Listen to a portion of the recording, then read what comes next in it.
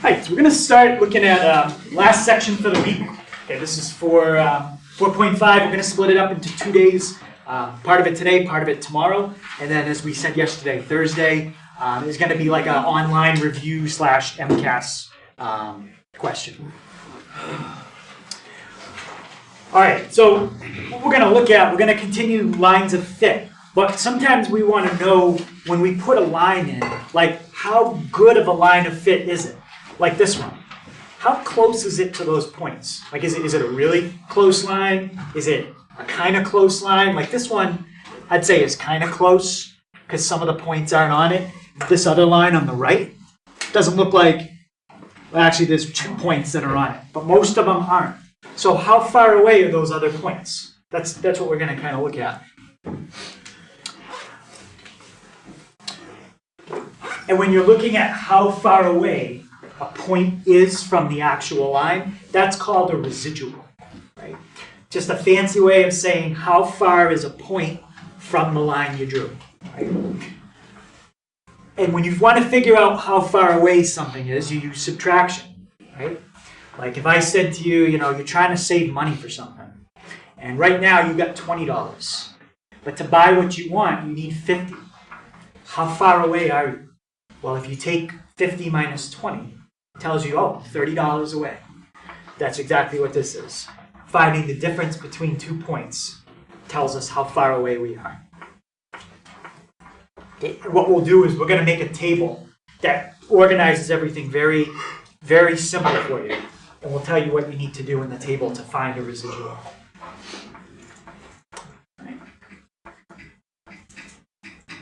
So I'll explain more what that is once I show you this picture. Okay, you guys all have that picture, I think, on your notes? Yeah. So look at this line. And there's a point I could put right there on that line. Now compare the actual point. Right? The data point is the actual point. Your line is kind of predicting where it should be. This line doesn't go right through that data point. It's off a little bit. How much is it off? 1, 2, it's 3 units off. So we would say that the residual there is 3. It's 3 units away from where it should be. Specifically, it's 3 units above. Right? Now look at this one. That's the actual point. Does the line go right through the green dot? No. The line goes through up here. It's 2 units off. That's the residual. But in this case, the data point is 2 units lower. So when it's lower, that's a negative residual. You'd have to count from the line down 2. If you have to count from the line up to the data point, that's a positive residual. All right? And for now, we're still estimating the line of fit. Okay, we're not using the calculator yet to put it. We might, if we have to draw it at first, we just do the best we can. Right? Just try to put it in the best you can. So residuals can be positive, negative, or 0. When would a residual be 0? If what happened? If it goes right through exactly where it should. Like I would say this point right here has a residual of 0. The black dot was right on the line, it was perfect. Right? I would say this point has a residual of 1. It's 1 away and it's up. I would say this point has a residual of negative 1. It's 1 away and it's down. So that's all you're counting, how far away it is. All right. So what we're going to do to make it nice and organized, we're going to make a table. So can you go back for a second just to that? If you're good? Yeah, I got it. Everybody's good with that stuff? Everybody filled in? Putting everything in a table just makes it kind of easier when you got a lot of numbers to kind of think about at once. It just organizes everything nice and neat. So this is the kind of table we're going to set up. And I think you guys already have a blank. Yeah, you got a blank copy of that. It's at the bottom. So these 2 rows right here, those are going to come from a problem. Okay? We're going to be given those. The rest of it, we're going to have to calculate and figure it out. All right? Guys, and you guys don't, you have one on your, you have one of those on your notes, just not a blank one like that. I figured if you guys can see it on the smart board, that would be enough. Alright, then when you get into an actual example, you'll see how to plug information into it. Alright, but then when we get to the blank, the bullets, you're gonna fill in the bullets that are coming up. The first one you can see right there, those are gonna be the bullets that are on the middle part of your guided notes. Now, notice there's a graph here. It says graph of residuals. Well, you can say to me, like if you look at this picture, say, oh, the residual here is negative 0.5. Here it's 0.5. Here it's 1. Here it's 2. Here it's negative 1. You're just telling me a bunch of residuals. I can't really picture that. So what we're going to do is we're actually going to make a graph of the residuals. And that's going to be a graph that shows us basically how good of a fit our line is to the data. So we'll show you how to graph all those residuals. So the X and Y columns, those are given. Okay, you don't have to figure anything out for those. The next row, okay, Y value from model. Okay. The model is going to be an equation. Okay, I think a lot of times we're going to give you that equation. Yeah, I think always we're going to give it to you guys. So the Y value from the model, it's kind of like what the line is predicting your point should be. It's not the actual data point. It's what the line is predicting it should be. And remember, it's not always perfect. Right? So kind of like yesterday, guys. Yesterday we had you graph all the different pieces of data. Then you had to draw your line of fit. And then off that line of fit, you had to put it in like slope-intercept form. And then you had to figure. We're going to give you that slope-intercept form today. We're going to give you the line of fit to determine if the residual, if it works. So now how do you find the residual? Well, it has to do with where your line is and where the actual point is. And remember what I said, it's the difference between the two. That's the third bullet. Row 2 is the actual Y value. Row 3 is the predicted Y value that's on the line. The difference between the two, that's your residual. How far off is the actual point from where the line predicts it should be, right? That's all that the line is. It's a prediction. And now, once you have all those residuals, what we want to do is make a picture of them. So the way you make a picture of them is we're going to graph all the points, bless you, that are in that form. X, comma, residual. Where does X come from? It comes from the numbers in row 1. Where does the residual come from? That's going to come from the calculation in row 4. And guys, the X and Y rows or columns, however you think of them, you're going to get that from like a data table. Like yesterday when you had to like graph them, you're going to get those values. There's no math to get those. You'll see them on a chart and just plug them in.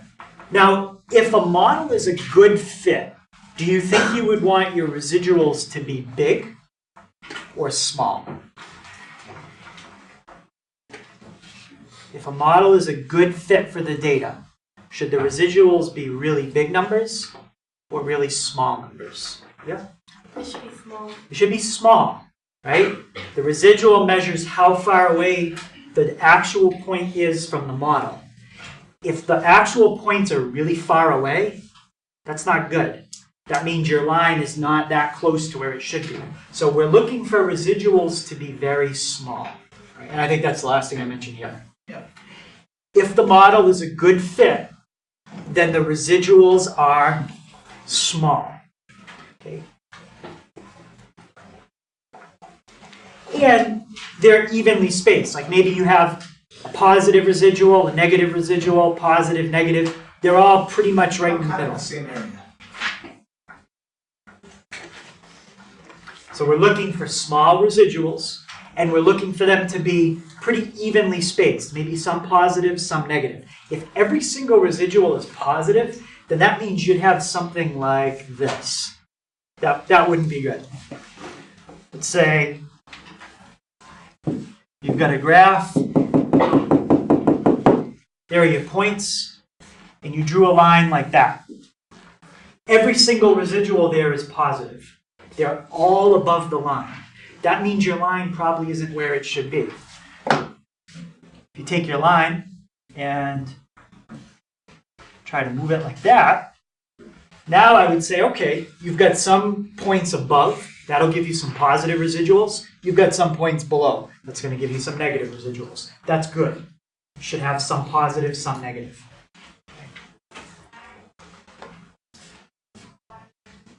Okay, everyone got those bullets? Yeah. All right.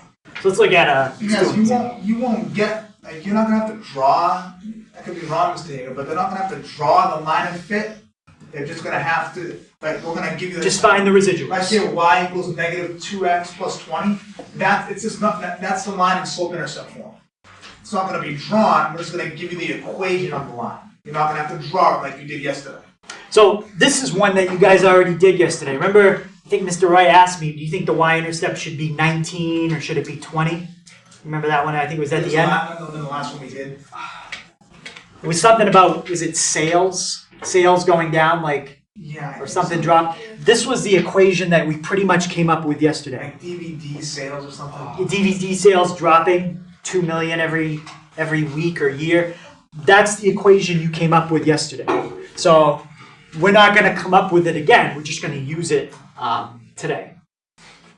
So it says we got the equation. They want to know, is that a good fit for the data? So we've got a model. It's the one we had yesterday. How good is it? All right. So first thing we're going to do is look at the sales. I think we had this table yesterday. I want to copy these numbers into these first two columns. Okay? They already are. Right? If they weren't done, that's the first thing you do. Take these numbers, put them in those two rows. Okay. Any question on that step? Okay. Next step. I need to fill in all the numbers in that row, third row. How do I get the y value from the model? Well, first, somebody tell me, what is the model? The model. It's what's in the box. That's the model. Now, how do I get the y value from the model to fill in right there? What do I have to do? Would you Yeah? like plug in the number? Plug in what number? Like the number of the sales. Like the. So we're trying to. What are we trying to find in this row? The y value. Y value. So to find a y value, you have to plug in an x. So where I just clicked, well, right there. What x value is in that column? 1.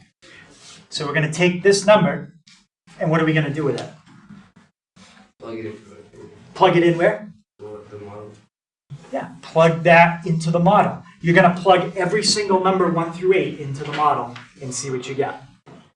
Now, this one I think we can probably just do in our head. What's negative 2 times 1? Negative 2. And what's negative 2 plus 20? 18. So the actual y value was 19. The model predicts it should be 18. That's pretty close. That's pretty good. We'll find how far off it is in a minute. You probably already know, but we'll do it together. Now, how do I get the next residual? The next y value from the model? Well, Matt? Would be negative 2 times 2. Negative 2 times 2. Take the 2, plug it in. Jacob, what's negative 2 times 2? Not sure. Michael? How much? Miguel, I'm sorry. Negative 4. Negative 4. And negative 4 plus 20 is how much? 16. 16. Yep. So there's our next y value from the model. Pretty close to what it should be. It should be 15. The model predicts 16. Okay, not bad. Natasha, what do I do next? Plug. Yeah. 3 times what? Negative 2. What's 3 times negative 2?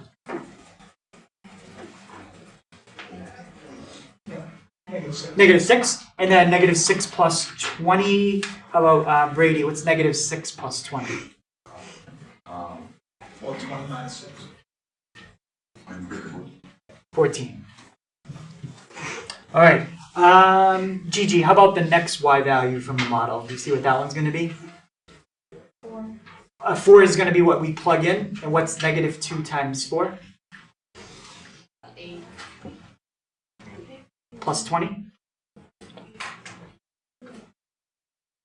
10. 10. 12, yeah. All right, so we're just plugging all these in one at a time. I'm just going to kind of go through the rest. All right, so if you plug in all the x values, that's what you'll get for y values.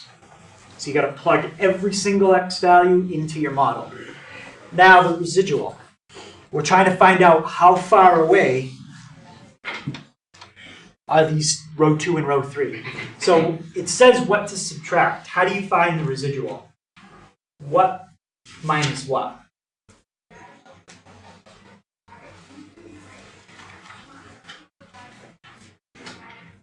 About done? It's in your notes.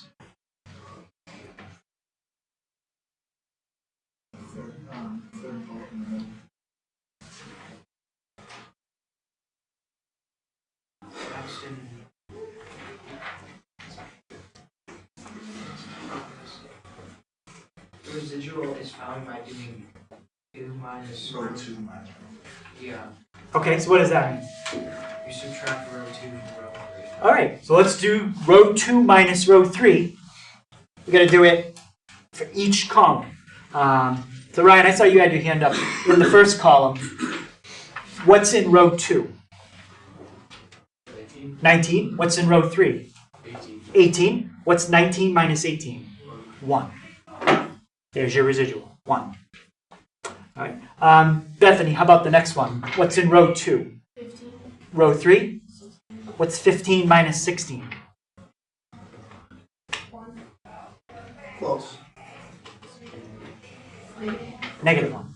All right, let's do the next one. Ellie, row 2, what's in that row? 13 and Row 14. 13 minus 14? Negative 1. Negative 1. Okay, how about Savannah, how about the next one? 11 minus 12. 11 minus 12, yep. Negative 1. Negative 1. Joe, how about the next one? 10 minus 10. Yep, 0. About Garrett, next one. 8 minus 4 is 4. That's 8 minus 8. 8 minus 8, yeah. Oh, 8 minus 8? Yep, 0. 0. All right, next one. About Matt. 2 minus 6 will be 1. Yep. And I'll do the last one. 5 minus 4 is 1. So far, before we graph it, would you say that our model is a pretty good fit or not a good fit? What would you say? Weird. It's what? It looks kind of weird. So is it a good fit or not a good fit? I don't know. It's a good fit. It's a good fit, right? The residual says how far off is the model from where it should be. This model is never more than 1 unit off. That's pretty close. Right? I mean, that's pretty good. It's either 1 unit too high sometimes, or sometimes it's 1 unit too low, and then a couple times it's perfect. The line is going to go right on the dot. That's where the residual is 0. The model and the actual point are exactly the same. So now the last step is to graph our residuals. In our notes, what does it say the graph of the residuals looks like? You do what, comma what? Yeah. X, comma, residual. All right, let's let me make it a little smaller. So now I'm going to graph those numbers, comma, those numbers. That's it. So let me do the first one. And then I'll ask someone else for the next one. The first one is 1, comma, 1. Okay, who can tell me the next one? Gigi? 2 comma negative 1. All right. Who can give me the next one? Ellie? 3 comma negative 1. 3 negative 1. Yep, looks good. Yep. But 1 is off of mine. That's the graph goes at 0.5. Oh, I graphed them at 0.5. Okay, thank you. So 1 is actually there. This is 0.5. Negative 0.5. So yeah, you got to be careful. I made a mistake there. 2 negative 1. 3 negative 1. So you guys were telling me the right points. I just put them in the wrong spots. What's the next one? 4 comma negative 1. What's the next one? 5 comma 0. 5 comma 0. What's the next one? 6 comma 0. 6 0. And next one? 7 1. And the last one? 8 1. So to figure out if our line is a good fit, we're looking for 2 things. Are the residuals small? Yes. Yes, the residuals are small. Are they pretty much evenly spaced above and below the x-axis? Yeah. Yeah, I see 3 above, I see 3 below, I see 2 right on it. That's as perfectly even as you can get. 3 above, 3 below. So those are the 2 things you look for. Are the residuals small? Are they evenly spaced? If both of those are true, then we can say yes, the model is a good fit. So this is how you write it. Yes, the model is a good fit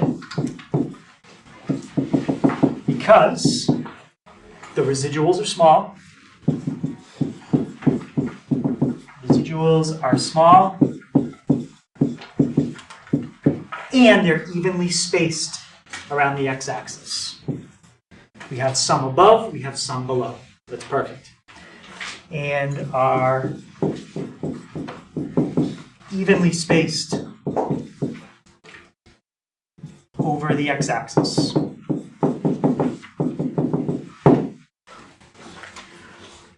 Alright, so make sure you say those 2 things if it's a good fit. Small and evenly spaced. Right? I think the picture makes it easier to see if they're evenly spaced because I can quickly see 3 above, 3 below. Easy. If you give me a whole page of numbers and I just have to look at them all, thousands of numbers, it could be hard for me to tell how many are above and how many are below. But in a picture, it's a little quicker. Right. Any questions on how we filled out that table?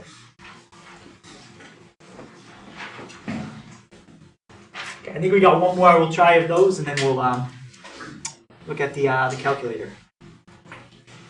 And the calculator will be the last thing. All right, so now it says here the table shows the ages and the salaries of 8 employees at a company. So how old somebody is and how much money they make. Now, do you think that there's always a definite connection between how old someone is and how much money they make? No. Not always. So I would think this might not have a good pattern to it. I don't know. We'll see. Here's the model. That's what we're going to use in row 3. Y equals 0.2x plus 38. Is the model a good fit? Okay. Step 1 is already done for you. What would step 1 be if it wasn't done? Yep. Fill in the first 2 rows. Basically just copying this table down here. Okay. Now, step 2. Get the y value from the model. How do I get the first y value in the model? You don't have to tell me what it is. Just tell me what to do and I'll use the calculator. Yeah. 2.2 times 35. Yeah. Take 35, plug it in for x, and see what you get. Okay. This time we're going to use the calculator. So to turn it on, you'll have to know this in a little bit. just press on in the lower left. 0.2. Try again.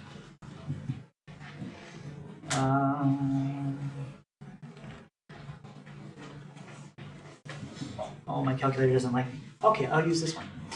0.2 times 35. And then what do I have to add? Plus 38. So the first y value is 45. What's the next x value I have to plug in? About, what is it? 37. So what I can do on the calculator, I can do this easy. I can just bring up the last thing I typed in, change one number, hit enter again. So 45.4. What's the next x value I have to plug in? 41. So I'll just bring it up again, change it to 41, hit enter, 46.2. Next x value? 43. All right, we get 46.6. Next x value? 45. All right, we get 47. Next one? 47. Plug it in, we get 47.4. Next x value? 53. A lot of them to take in. 48.6. And the last x value? 55. All right, got them all. 49. Now, how do I find the residuals?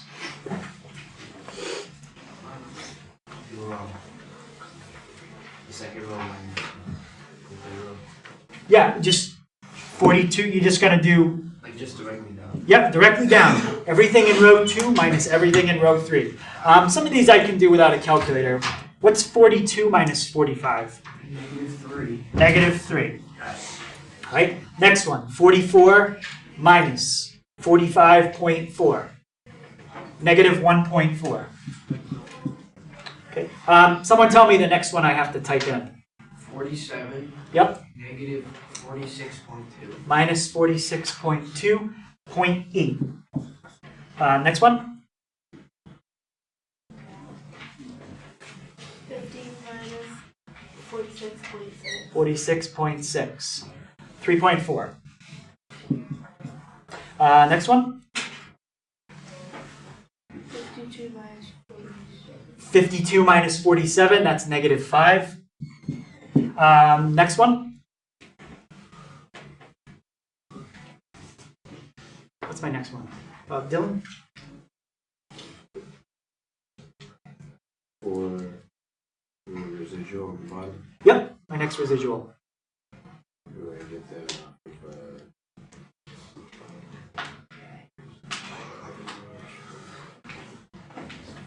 anyway, Sure. Yep. 152 minus 47 be 5. 52 minus 47. 5. Oh, yeah. Yeah, it should be a negative side. How do we get the next residual? Donovan? 51 minus 47.4. Yeah, that's why it's probably a good idea just to use a calculator. Even if you think you can do it in your head quick, you might accidentally make a mistake like I did. It's not that these are hard, it's just there's a lot of them to do. So the chances of you making a mistake when you got to do the same thing 8 times in a row, it's probably pretty good. Next one is 40, let's see, is this working here? No. 49 minus 48.6. It's 0.4. And the last one, 45 minus 49, which would be -4. All right, now the last thing we do is graph the table. Which 2 rows am I going to graph? I'm going to highlight them. Matt? oh, the top one? You graph the top one and the bottom one. Okay, let's Let's graph them and see how we did. 35, -3. Well, let's look what these lines go by. 35, 45, 55, 60. So they go by 5s and they go by 1s up. So 35, -3, right about there. 37, let's see, -1.4. So, I don't know, maybe about there. 41.8. 41.8. Again, I'm just estimating the best I can. 43, 3.4. 43, wow, that one's way off. Whoa. 3.4. 45 is 5. That's even worse. This isn't good. A lot of the residuals are kind of big. 47 is 3.6. So it'd be way up here. 53 is 0.4. That's a good one. It's not that big. Maybe about there. And 55 is -4. That's not good. Okay. So when I look at that, I'm so confused. how many? You're confused? No. I don't know. You're okay. How many residuals are below? I see 3. How many residuals are above? 4, 5. 5. 5. So first of all, they're not evenly spaced. You have 3 below and 5 above. I mean, that's not awful. It could be worse if it was like 1 below and 7 above, but they're not perfectly spaced. And are the residuals small? No. I mean, we got residuals like 3, 5, -4. The residuals are kind of big. You really want your residuals to be like 1s and 2s, like smaller, all right? So is this a good fit? Here, I would say no. Not a good fit. And it's not that they're not evenly spaced. They're kind of evenly spaced. 5 and 3 isn't bad, but the residuals are big. It's not good. So it's not a good fit because residuals are big. Okay, residuals, you want them like 1s. 1s is good. 1s are smaller, is even better. A couple of them are pretty good. That's a good one. A residual of 0.4, that's almost perfect. 0 is better. This one's not that good. So see the difference between a residual plot that's no good, no good, good, right? Closer to the x-axis. All right. Those are all spread out. All right, so up until now, we've just been estimating where our line should go, right? The best we can do is we get points like that, and we say, well, that line looks pretty good, right? Well, we can do better than pretty good. We can calculate the best possible line, like the perfect line that goes through those points as good as it can. If the points aren't perfectly straight, they're never going to go right through them. But we can calculate like the best line possible, and that's called a line of best fit. So, yeah. So we've been doing what's called a line of fit. Line of best fit, that's what the calculator is going to do. Can we do a line of best fit by hand? Yeah, but the calculations are kind of hard and they're kind of long. So calculator is going to do it for us. So I'm going to show you guys with an example as we go through it how to use it. So yeah. So when you get it, you can open it just the way I showed you, and then we'll. They'll have access to these on Friday as well, right? Because there's one question on the test that deals with that. Yes. Perfect. Okay. Everyone's calculator when you got them should have been off. First thing you got to do in the lower left is just press on.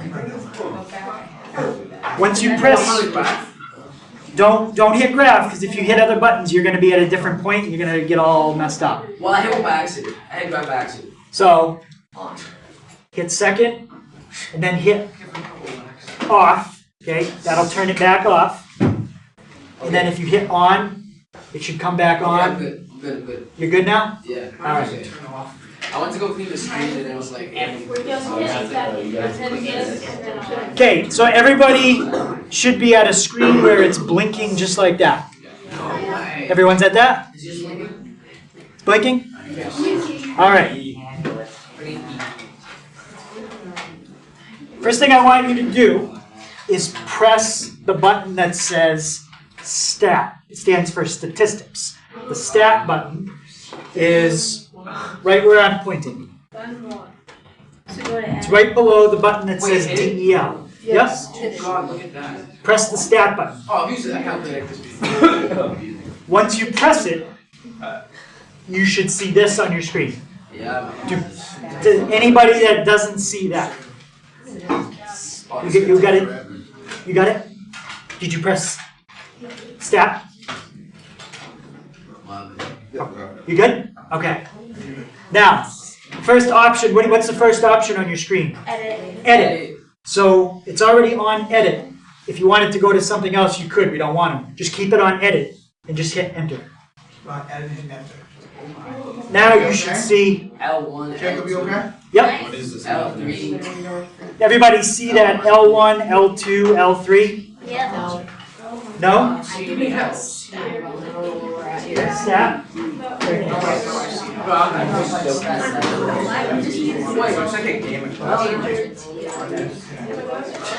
Okay, so everybody should be at this screen. Is there anybody that's not at this screen? So you press STAT and you went to edit. Anybody need help? Say, everybody's looking good right now. All right. Now, this screen is where we can type in numbers. We need numbers to type in. So that's what you should see. Everybody sees that? Yes, sir. All right. Now, you don't know these yet. I'm going to tell them to you in a second. You're going to put the X values in your problem right where I circled. You're going to put the Y values over here. You don't know what they are yet. I'm going to tell you them right now. Here's your X values. Here's your Y values. So let's plug those in, Mr. Hager? Yep. Here's how you plug them in. Wait a minute. Oh gosh. First one to type in is 1. So you do 1, and then you have to hit enter. The next one is 2. 2, you hit enter. How do you go to the next row? When you hit enter. 3, hit enter. No, I mean to like L2. Well, we're not there yet. You go to the right here. 4, Oh yeah, I'm here. Joe, you okay? 5, Easy, 6, guys. 7. Once you've done that, you should have the numbers 1 through 7 in L1. Yep. Yeah. What if mine only says L3, L4, and L5? There's no idea what it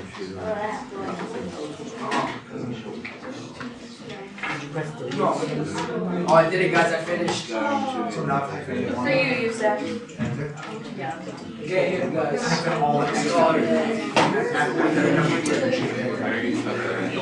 Okay, does everybody have the numbers 1 through 7? Anybody need help typing it in? No. Okay, next up, Everybody okay? press the right arrow Alright, you good? one time. See, you couldn't have told me. That's going to move you to L2. Was everybody able to get to L2? Now, I'm smart. type in all the Y values. 9, 5, Anybody have any questions? 13, 11. 11, 10. 10. 11. You got 11, 19.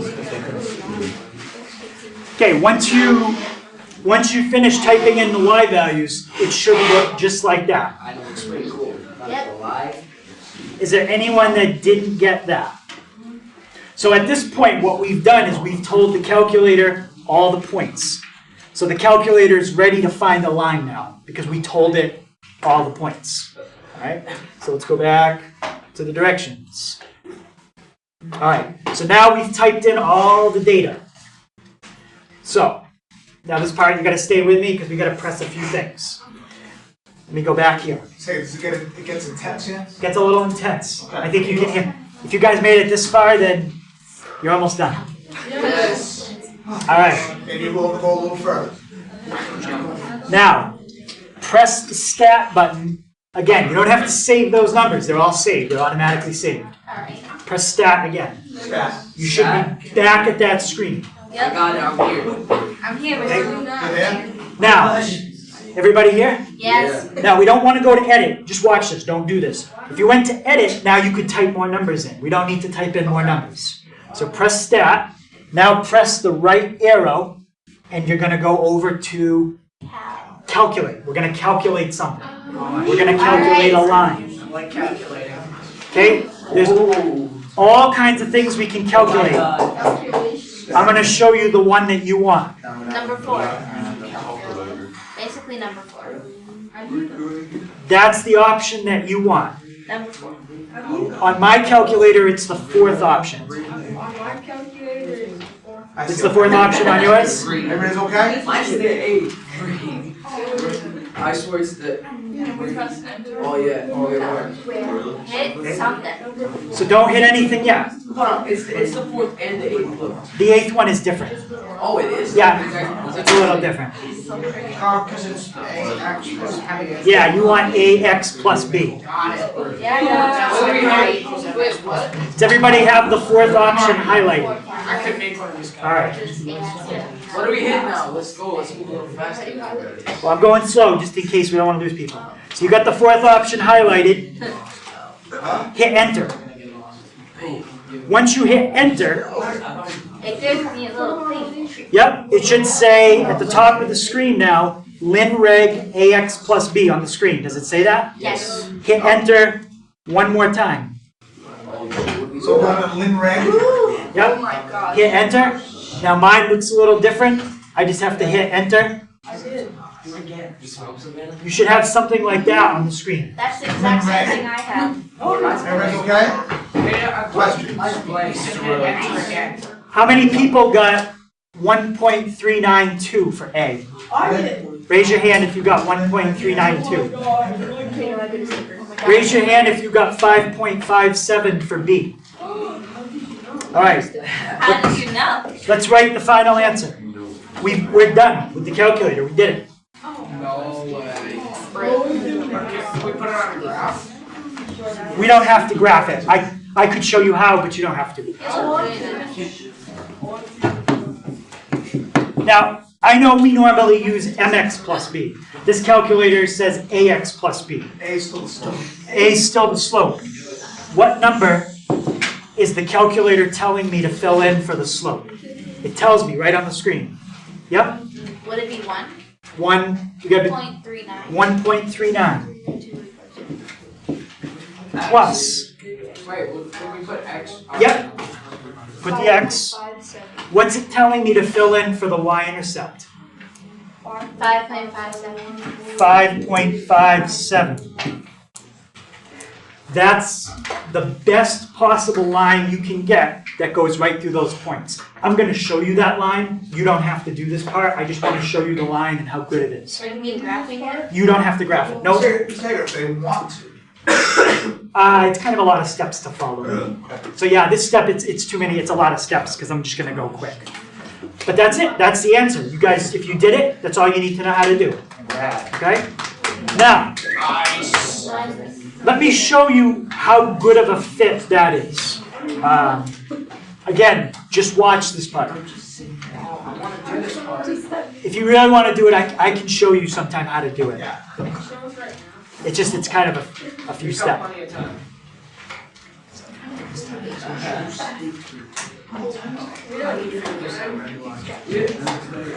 Okay, watch this. Does everybody see those points? Nice! Those are the points that we just typed in. I made them so you can see them rather than in a table. Does everyone see those points? Yes. Now, I'm going to type in that equation, and let's see how good it is. What is it? 1.39 x plus 5.57. If it's good, it should go right through the middle of the points. What do you think? Is that right in the middle of the points? Yeah. That's unfair. You got 1, 2, 3 points below, And 1, 2. 1, 2, 3 points above, and you got 1 right on it. That line is perfect. That's the best line you could find. And that's what the calculator did for us So it should be automatically. clear. That's crazy, dude. Yep. But all you guys have to know is how to get to that screen right Guys, there. we will, on your reference sheet for the test on Friday, we will, we'll put space on there so you can write all those steps. Because on Friday, you can't ask Mr. Hager or I how to do that. Yeah. So basically, one of the questions on the test, if you can follow directions and plug in stuff to a calculator, you should be able to do it no problem. Like I said, I'll put space on the reference sheet to be able to do that. Yep, and what I did is the video, the video is still running. This screen, I just made it smaller so I could fit the whole thing in the video. So you can go on YouTube and you can pause it right here, and you can read the steps again. And if you're Guys, I'll even put those little like pictures on, like the pictures of the screen, what it looks like, I'll put those on there as well. And if you're confused and you're like, wait, how did you get to that L2 thing? You can just go back in the video and I told you press the right arrow. So you can watch the video again and see exactly what we did. You could probably watch it at like double speed if you already kind of get it and watch it faster. But I want it to go through nice and slow. Now guys, obviously, there'll be nothing like this on the homework tonight because you won't have the calculators to do it. Alright, so there won't be anything like that on tonight's homework. But again, if you fill out one thing on the reference sheet, you might want to fill out those steps because you're probably not going to remember on Friday. So my suggestion is if you fill out only one box only on the reference sheet, it might be the one that had a graph on the calculator, all the steps. Because we're not going to be able to tell you on Friday. And that's it. That's the calculator part. What about extra practice? The extra practice, we got about 15 minutes. We'll probably have you try one of them. Okay? Couple quick reminders. Last day of new material tomorrow. Thursday is going to be a review / online MCAS. Well, the MCAS will be on paper, but the review will be on your Chromebook. Half and half. So make sure you bring your Chromebook on Thursday. Charged would be good because we don't have enough plugs for everyone to plug them in.